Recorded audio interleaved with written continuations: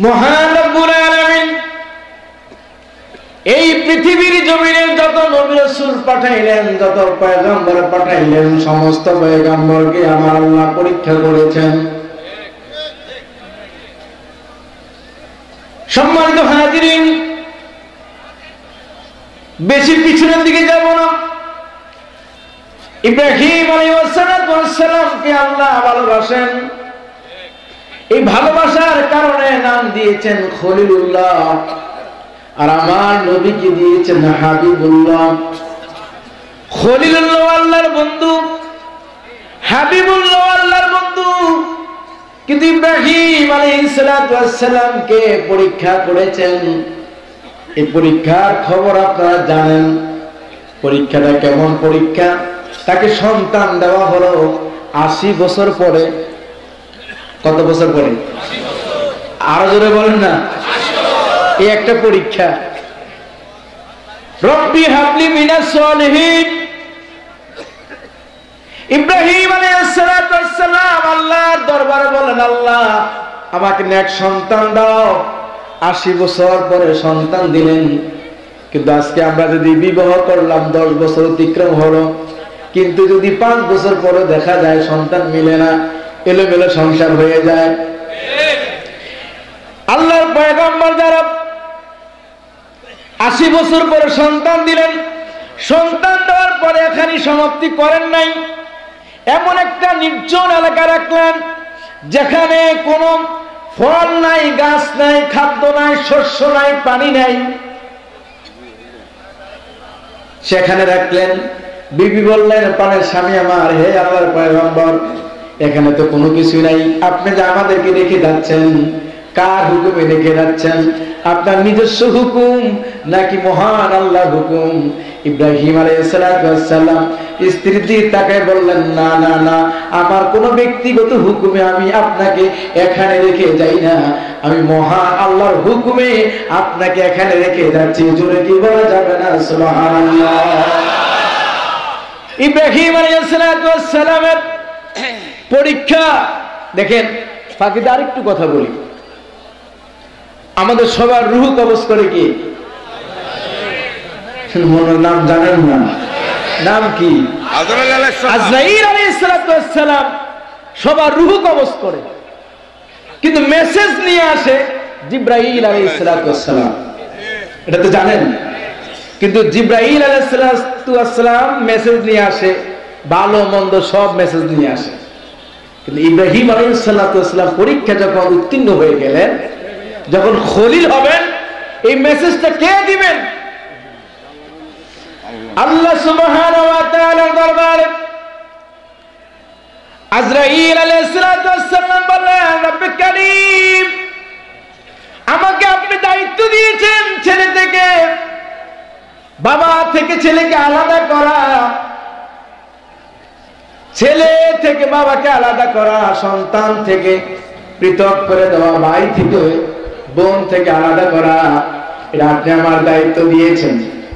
কিন্তু আমি আপনার কাছে একটা জিনিস চাই, সেটা হলো আপনার বন্ধু খলিলুল্লাহ, হাবিবুল্লাহ আপনি। কিন্তু খলিলুল্লাহকে আপনি কিছুক্ষণ আগে প্রকাশ করেছেন একটা মেসেজ দিবেন। মেসেজটা হলো তাকে পরীক্ষা নিরীক্ষা করেছেন, তাকে একটা উপাধি দিবেন খলিলুল্লাহ। কিন্তু আমার দায়িত্ব হলো রূহ কবজ করা। রব্বে কারীম, আপনার কাছে আমি প্রার্থনা করি, আপনার বন্ধুর কাছে আমাকে মেসেজটা নিতে দেন। আমি আপনার মেসেজটা আপনার বন্ধুর কাছে পৌঁছাতে চাই। হঠাৎ করে আজরাইল আলাইহিস সালাম ইব্রাহিম খলিলুল্লাহর নিকট গেলেন। যাওয়ার পরে হঠাৎ করে যখন দেখলেন, আপনার পরিচয় কি? ইব্রাহিম আলাইহিস সালাম পরিচয় কি? আজরাইল আলাইহিস সালাম পরিচয় দিয়ে দিলেন, আমার নাম আজরাইল, আমি আজরাইল আলাইহিস সালাম। কি জন্য এসেছেন? রূহ কবজ করবেন? না না না, রূহ কবজ করতে আমি আসি নাই।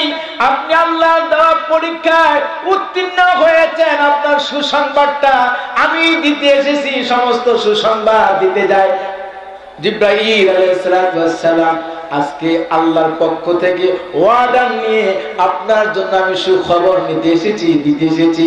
আপনার সুখবর হলো আপনাকে পরীক্ষা নিরীক্ষা করে আপনি 1 নম্বর হয়েছেন। এই জন্য আমার আল্লাহ আপনাকে ইব্রাহিম খলিলুল্লাহ বানিয়ে দিয়েছেন। জোরে বলেন সুবহানাল্লাহ। এটা কেন বললাম? পরীক্ষা নিরীক্ষা। যত পয়গম্বর আসলো সবাই পরীক্ষা নিরীক্ষা করেছেন, কিন্তু আমরা আজকে ধৈর্যহারা হয়ে গেছি। তরিকা যারা করে, যারা তরিকা করে, তাদের অনেক পরীক্ষা নিরীক্ষা আছে না নাই? এটা আওয়াজ দেন, আছে না নাই? পরীক্ষা যদি উত্তীর্ণ হতে হয় তাহলে অনেক কষ্ট করতে হবে। আপন পীরকে পেতে হলে অনেক খেদমতের প্রয়োজন আছে না নাই? আপন পীরকে পেতে হলে, নবীকে পেতে হলে, আল্লাহ পর্যন্ত পুষতে হলে অনেক অনেক পরীক্ষা আপনাকে দিতে হবে। দেখুন পয়গম্বররা পরীক্ষা দিয়েছেন।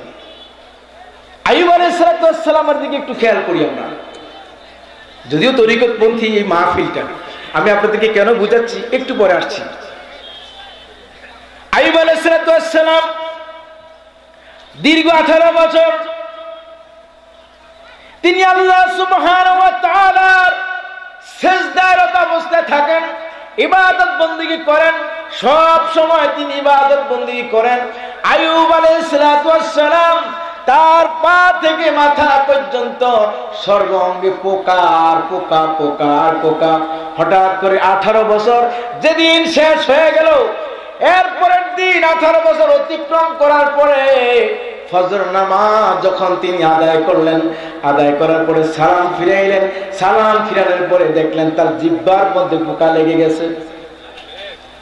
18 বছর পরের দিন, খুব খেয়াল করেন, জিহ্বার মধ্যে যখন পোকা লাগলেন, হঠাৎ করে ডাক দিলেন, রব্বে কারীম, হে আমার রব, সমস্ত শরীরের মধ্যে আপনি পোকা দিলেন, আমার কোনো কষ্ট নাই। দেহের মধ্যে পোকা দেন, আমার কোনো কষ্ট নাই। মাথার মধ্যে পোকা দেন, আমার কোনো কষ্ট নাই। অঙ্গ প্রত্যঙ্গের মধ্যে পোকা দেন, আমার কোনো কষ্ট নাই। কিন্তু আমার আপনার দরবারে ফরিয়াদ, আমার জিহ্বা এবং ঠোঁটের মধ্যে, এই 2 জায়গার মধ্যে আপনি আমাকে পোকা দিবেন না। আল্লাহ বলে, আইয়ুব কেন? রব্বে কারীম, আপনি যদি আমার জিহ্বার মধ্যে পোকা দেন, ঠোঁটের মধ্যে লিসান, এই জিহ্বার মধ্যে যদি আপনি আমাকে পোকা দেন, আমি আপনাকে কিভাবে ডাকবো? আপনাকে যদি আমি না ডাকি আমার ভালো লাগবে না। রব্বে কারীম, আপনি দয়া করে মায়া করে আমার জিহ্বায় পোকা দিবেন না। দীর্ঘ 18 বছর ধরে তার এই শরীরটার মধ্যে পোকার পোকা। গ্রামের মানুষ ঘুমাইতে পারে না, কেউ আসে না, যায় না, দেখতেও আসে না। গন্ধ, সমস্ত শরীরে গন্ধ আর গন্ধ। কিন্তু সবাই, গ্রামের মানুষ এসে বলে, আইয়ুব তুমি কি গ্রামে থাকবা না আমরা থাকবো? কি হয়েছে বলেন? তোমার শরীরে যে পচন লাগছে, পোকা লেগেছে, এই পোকার কারণে আমরা সমাজে থাকতে পারি না, বাড়িতে থাকতে পারি না। কি করতে হবে? হয় তুমি থাকো, না হয় আমি থাকি, আমরা থাকি। ইব্রাহিম এই মাত্র বলা, কথা বলার সাথে সাথে পয়গম্বর বললেন, তোমরা থাকো, আমি চলে যাচ্ছি। পয়গম্বর আইয়ুব আলাইহিস সালাম তিনি নিজে রওনা হলেন, সাথে বিবি গেলেন রহিমা। জোরে বলেন না সুবহানাল্লাহ। আমার মুখ্য উদ্দেশ্য ইতিহাস বলা নয়, একটু শুনে রাখেন। যেই মাত্র আল্লাহর পয়গম্বর আইয়ুব আলাইহিস সালাম জঙ্গলের দিকে রওনা হয়ে গেলেন, জঙ্গলে যায় নামাজ ছাড়ে না, নামাজ পড়ে, আল্লাহকে সিজদা দেয়, এরপরে রুকু করে তাসবিহ তাহলিল করে। কিন্তু জিহ্বার মধ্যে যখন পোকা আসলো, আল্লাহ আমাকে সাহায্য করো, আমাকে সাহায্য করো। হঠাৎ করে জিবরাইল আলাইহিস সালাম কে ডাক দিন, আল্লাহ। আল্লাহ ডাক দিয়ে বলেন, জিবরাইল জোরে দেরি করো না, দেরি করো না, দেরি করো না। আমার পয়গম্বর আইয়ুব আলাইহিস সালামের কাছে যাও। আইয়ুব আমার কাছে দরখাস্ত করেছে, 18টা বছর তাকে আমি পরীক্ষা করেছি, 18টা বছর আমি তারে পরীক্ষা করেছি। তার সমস্ত অঙ্গ প্রত্যঙ্গের মধ্যে পোকা দিয়েছি, সে আমাকে এরপরে ভুলে নাই, আমার কাছে দরখাস্ত করেছে সমস্ত শরীরে যদি পোকা দেয় তার কোনো দুঃখ নাই, জিহ্বার মধ্যে পোকা দিও না। এই কথা আমার অনেক ভালো লাগলো, অনেক মহব্বত লাগলো, মায়া লাগলো। তুমি ঘোষণা দিয়ে দাও, আইয়ুব যেখানে রয়েছে, যেই জঙ্গলের মধ্যে রয়েছে সেখানে যাও। জিবরাইল আলাইহিস সালাম তাড়াতাড়ি করে আসলেন, এসে বললেন, আল্লাহর পয়গম্বর আপনি একটু উঠে দাঁড়ান। উঠে দাঁড়াইলেন, কষ্ট করে উঠে দাঁড়াইলেন। আপনি যেখানে আছেন সেইখানে পা দিয়ে আপনি মাটিকে একটু গুতা মারেন। গুতা বুঝেন কিনা? মানে একটু আঘাত করেন।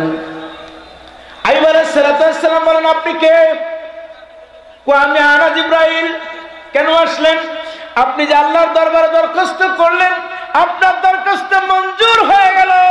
আপনার দরখাস্ত মঞ্জুর হলো, আপনার দরখাস্ত মঞ্জুর হয়ে গেল। এখন কি করতে হবে? আমার দরখাস্ত মঞ্জুর হয়ে গেছে। আপনি যে পোকামাকড় নিয়ে যে পরীক্ষা নিরীক্ষা করেছেন, পরীক্ষা দিয়েছেন, আল্লাহর দরবারে কবুল হয়েছে। এখন আপনার কাজ হলো আপনার পায়ের গোড়ালি দিয়ে মাটিকে আঘাত করেন। মাটিতে আঘাত করলো, মাটিতে আঘাত করার পরে দেখা যায় যে মাটি ফেটে ফিনকি দিয়ে সেখান থেকে পানি ঝর্ণার মতো বের হচ্ছে। আসতে বলল সুবহানাল্লাহ। যেই মাত্র বাইরে হচ্ছে, আল্লাহ ডাক দিয়ে বলেন, জিবরাইল জলদি করে বলো আমার আইয়ুব পয়গম্বরকে বলো এই পানি দিয়ে সে যেন গোসল করে। সুবহানাল্লাহ বলবেন না? দেখুন পানি উঠলো, পানি উঠার পরে গোসল করা শুরু হয়ে গেল। গোসল করে আবার আইয়ুব আলাইহিস সালাম পবিত্র হয়ে আবার আল্লাহকে ডাকা শুরু করলেন। আমার মূল থিম জিনিসটা হচ্ছে কষ্ট। আপনাকে যদি তরিকতের প্ল্যাটফর্মে যদি মাকাম হাসিল করতে হয়, যদি আপনাকে তরিকতের প্ল্যাটফর্ম বুঝতে হয়, সিরাতাল মুস্তাকিমে উঠতে হয়, আপনি যদি আল্লাহ এবং রাসূলের প্রিয় পাত্র হতে হয়, আপনাকে অনেক পরীক্ষা নিরীক্ষা করে আপনাকে সামনে আনবে। এখন আপনারা কি তরিকার করে, তরিকা বুঝেন তো? তরিকা মানে কি? রাস্তা। তরিকা মানে কি? রাস্তা। এই রাস্তা, এই রাস্তাটা দুইটা রাস্তা। একটা হলো ইহদিনাস সিরাতাল মুস্তাকিম, আর একটা হলো গায়রিল মাগদুবি আলাইহিম। আপনারা কোন রাস্তায় উঠতে চান আমি আপনাদের কাছে জানতে চাই। সিরাতাল মুস্তাকিম। আমি এখনই শেষ করে দিচ্ছি। কোন রাস্তায় উঠতে চান? সিরাতাল মুস্তাকিমে যদি উঠতে চান, যদি ওই রাস্তায় বসতে চান, ওই রাস্তায় কিন্তু সবাই উঠতে পারবে না। কারা উঠতে পারবে? যারা হচ্ছে আমার নবীকে ভালোবেসেছে, যারা আউলিয়া কেরামকে ভালোবেসেছে, তারাই একমাত্র এই রাস্তায় উঠতে পারবে। অন্য কারো ওঠা সম্ভব। তাহলে এই রাস্তায় উঠতে হলে, সিরাতাল মুস্তাকিমের পথে উঠতে হলে, সেটা হলো আউলিয়া কেরামের রাস্তা। অর্থাৎ এই তরিকার রাস্তাটা হচ্ছে শান্ত রাস্তা, ভদ্র রাস্তা। এর চাইতে ভালো রাস্তা হতে পারে না। আমরা যে আজকে বিশ্ব জাকির মঞ্জিল পাক দরবার শরীফ থেকে অনেক উলামায়ে কেরাম এসেছেন এবং অনেক নেতৃবৃন্দ এসেছেন। 14 দিন প্রোগ্রাম, ইনশাআল্লাহ যদি আল্লাহ হায়াতে বাঁচায় রাখে তাহলে সমস্ত প্রোগ্রামগুলি করা সম্ভব হবে। এখন প্রশ্নটা হলো, এত কষ্ট কেন করতেছে? অনেকে দিন রাত ঘুম নাই, কোনো কিছু নাই, অনেকে খাওয়া দাওয়া নাই, তেমন রেস্ট নাই। যেই লোকটা ঘুমায়, রেস্ট নেয়, সেই লোকটা যদি 24 ঘন্টা দৌড়াদৌড়ি করে, তাহলে 24 ঘন্টা কেন দৌড়াদৌড়ি করবে? তার কারণ কি? আর আপনারাও বা এত কষ্ট করে 1 মাস 2 মাস ধরে আপনি এত কষ্ট করে এই বাগানটা সাজাইলেন কার জন্য? আল্লাহকে খুশি করার জন্য না, রসুলকে খুশি করার জন্য না, আপন পীরকে খুশি করার জন্য না। তবে এতটুকু আমি আপনাদেরকে বলতে চাই, যদি পীরকে খুশি করতে চান তাহলে প্রিয় নবী সাল্লাল্লাহু আলাইহি ওয়াসাল্লাম খুশি হয়ে যাবেন। যদি পীর রাজি থাকে, স্বয়ং আমার আল্লাহ রাজি থাকবে।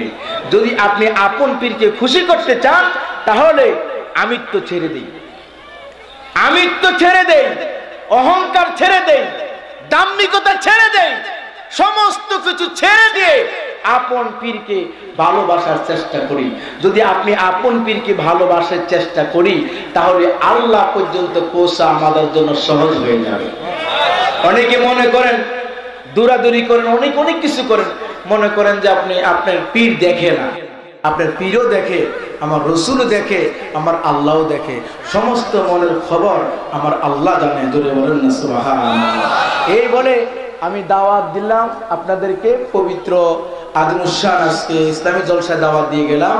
সামনে যে মহাপবিত্র উরুস শরীফ 2025 সাল আসবে, আপনারা দল মত নির্বিশেষে সবাই মিলে বিশ্ব জাকির মঞ্জিল পাক দরবার শরীফে যাবেন। যাইতে রাজি আছেন? জোরে বলেন, যাইতে রাজি আছেন? এই দরবারে কারো যাওয়ার কোনো নিষেধ নাই। এই দরবারে যাওয়ার কোনো, এই দরবারে কারো যাওয়ার নিষেধ আছে? জোরে বলেন, নিষেধ আছে? একদম কারো যাওয়ার নিষেধ নেই। এই দরবারে আওয়ামী লীগ যাবে, বিএনপি যাবে, জামাত যাবে, যত রকমের দল আছে সব দল যাবে। কথা কি বুঝতে পারছি? এখন আমরা যারা অনেকেই জাকের পার্টি নাম শুনি, এই জাকের পার্টি যদি আমি আপনি করি, দেখা যাচ্ছে জাকের পার্টি করতে গিয়ে কত জায়গায় জায়গায় জায়গায় জায়গায় আমরা উরুস শরীফ করি। আসলে অনেকে আসে না উরুস শরীফ করে জায়গায় জায়গায়, কিন্তু উরুস শরীফ কোথায় হবে? উরুস শরীফ হবে দরবারে। আমি আপনাদেরকে ক্লিয়ার কাট একটা কথা বলতে চাই, সেটা হলো জাকের পার্টি, বর্তমান যে জাকের পার্টি, সেটা বিশ্ব জাকের মঞ্জিলে কর্মী গ্রুপ, আমাদের মেন দরবার কেবলাজান হুজুর যেখানে শুয়ে আছে, এই পার্টি আর কর্মী গ্রুপ এটা এক না, এটা ভিন্ন জিনিস। এটা কি জিনিস? এটা হলো ভিন্ন জিনিস। অনেকেই দরবারকে বর্তমানে পার্টি হিসাবে অনেক কিছু ব্যানার ব্যবহার করে, আমরা সেই দিকে ব্যবহার করব না। আমার কেবলাজান হুজুর যেখানে আছেন আমরা সেখানেই যাব। কোথায় যাব? আমরা কোথায় যাব? আমরা বিশ্ব জাকের মঞ্জিলে যাব। আমরা বর্তমানে এই যে পার্টির কথা বলে আমাদেরকে অনেক কিছু শিখায়, আমরা সেই দিকে আমরা যাব না। আমরা যাব কোথায়? বিশ্ব জাকের মঞ্জিল পাক দরবার শরীফে। এই কথা কি আপনারা বুঝতে পেরেছেন? অনেকে মনে করেন যে বিশ্ব জাকের মঞ্জিল দিয়ে মনে হয় জাকের পার্টি। না না না, অনেকে মনে করেন যে বিশ্ব জাকের মঞ্জিল পাক দরবার শরীফটাই জাকের পার্টি। এটা আপনারা অনেকে মনে করেন, না, এটা ভিন্ন এক জগৎ, আর এটা আধ্যাত্মিক জগৎ। এই প্ল্যাটফর্ম আলাদা। কথাটাকে বুঝাতে পারছি? আমি পরিপূর্ণভাবে বুঝাতে পারি নাই, আমার এটাই ব্যর্থতা। কিন্তু আমার ভাই মুফতি মাসুদুর রহমান হামিদি সাহেব চমৎকার ভাবে বুঝাই দিবেন। তবে আমি আপনাদের কাছে দোয়া চাই। তবে এতটুকু বলবো, আপনারা আপন পীরের কদম ছাড়বো না। বলেন, আমরা আপন পীরের কদম, আরো জোরে বলেন, আমরা আপন পীরের কদম। মহামান্য মিয়াবাজার মুজাদ্দিদি সাহেবের পক্ষ থেকে যেই নির্দেশ আসবে, স্থলাভিষিক্ত, বুঝেন, এটা ব্যাখ্যা করলে অনেক সময় লাগবে। আমার কথাটা হচ্ছে, খাজা মিয়াবাজার মুজাদ্দিদি সাহেবের পক্ষ থেকে স্থলাভিষিক্ত আমার পীর কেবলাজান হুজুরের, এটার পক্ষ থেকে যে নির্দেশনা আসবে, এই নির্দেশনা আপনারা মাথা পেতে নিতে রাজি আছেন কিনা? জোরে বলেন, রাজি আছেন কিনা? আরো জোরে বলেন, রাজি আছেন কিনা? তাহলে মহাপবিত্র উরুস শরীফ তারিখ খুব খেয়াল রাখবেন। কখন আমাদের তারিখটা ঘোষণা হয়, কখন ঘোষণা হয় সেটা খেয়াল রাখতে হবে। তারিখ দুইবার ঘোষণা হবে না, তারিখ একবারই ঘোষণা হবে। কিন্তু খেয়াল রাখতে হবে, কর্মী গ্রুপের পক্ষ থেকে যে উরুস শরীফের তারিখ ঘোষণা হয়, বিশ্ব জাকির মঞ্জিলে যেটা অনুষ্ঠিত হবে, সেই তারিখটা কবে হয় সেটা আপনারা খেয়াল রাখবেন। এদিক সেদিক উরুস শরীফ হবে না। উরুস শরীফ হতে হলে বিশ্ব জাকির মঞ্জিল পাক দরবার শরীফে হবে। আসসালামু আলাইকুম ওয়া রাহমাতুল্লাহি ওয়া বারাকাতুহু।